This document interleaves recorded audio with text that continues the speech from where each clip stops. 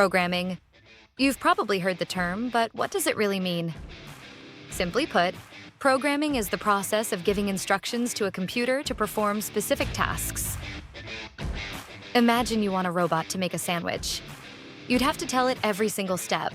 Grab the bread, add the toppings, put it together. That's programming. In the real world, programming is what allows us to create websites, apps, games, and software. It's like writing a recipe, but for computers.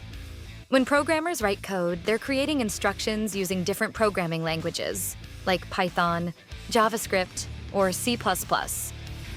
Each language has its own rules and purpose, just like human languages. Some are better for building websites. Others are great for data analysis or creating complex games. Programming isn't just for tech experts. With a little practice, anyone can learn the basics. Whether you want to build a game, automate a boring task, or create something entirely new, the possibilities are endless.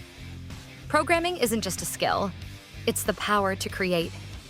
So why not give it a try?